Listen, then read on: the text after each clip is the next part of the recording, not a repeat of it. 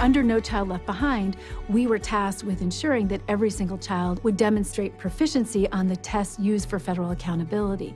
And because we picked high standards and set high standards for performance on those standards, this was a task that we knew inevitably would be difficult to achieve. And a lot of that comes from very narrow measures, standardized test scores, graduation rates, that don't really get the full picture of the work and the great things that are happening in public schools.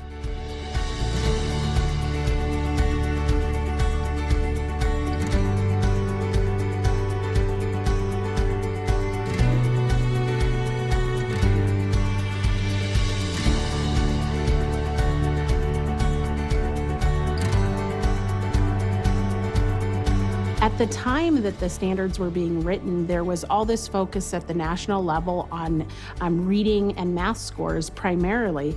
And the state was saying, actually, there's a lot more that matters about schools than just reading and math. And so when you read through the education quality standards, what you'll see is a wide variety of important topics, including safe and healthy schools, how we spend our money, do we have the right staffing in place to support students in learning, and do they have opportunities at personalized learning in all of the academic areas, not just reading and math. And that really forced us to take a deep breath as a state, and in a sense, it gave us a chance to push pause and reassess what it is we truly care about for our students. And if our goal is a strong Vermont, where every single child is happy, creative, able to take advantage of the educational opportunities that we provide for them. The discussion in-house was that we really didn't want to have a checkoff box, and we've done that in the past. Like, how many books do you have in the library, and actually count the books in the library. It didn't really speak to student outcomes. It's not an exercise in checking off the boxes. Do we have this, that, and the other thing in place so that we can meet the regulatory requirements? It's an exercise in what ways can we learn and grow and improve in relation to education quality standards. So learning that promotes improvement is a benefit for my faculty and staff within the system.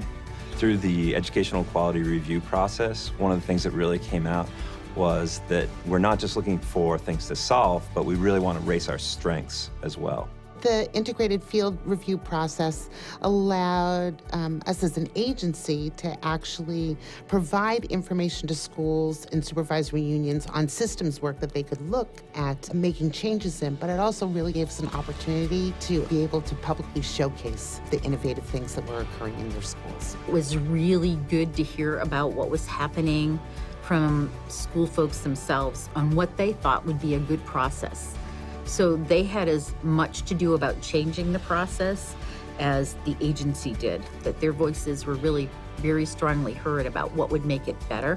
Vermont has a very progressive agenda for transformation of education, and I think we're all very proud of that. Colleagues in the field are holding up a mirror, and they're providing a lens or a reflection for you to look at where are we at. The education quality reviews are really an organic, exploratory approach to school quality reviews. And what they come away with is this narrative of their current state in terms of implementing the education quality standards. And they can take that narrative and then begin to dig deeper and continue reviews, internal reviews, or instructional rounds, or other methods to really dig deeper into their own problems of practice and improve education at the school level. It's been a collaborative effort to build what this process looks like. So I think that's strong collaboration with the supervisory unions, districts, and the Agency of Education. I think the quality reviews are a really worthwhile process. It's about growth and about people improving. They're a lot of work, but it's valuable. And I don't think people should be afraid of it or intimidated by it. We're really committed to, in a dynamic way, thinking about how to make school fit children so that they can be challenged and rigorously move towards some shared goals, but also towards depth of learning in areas that really play on their particular interests. There's a real parallel between the reflective learning process that we aspire to help our students to embrace and the potential for the reflective learning process that the education quality review and independent field review process could be for an organization.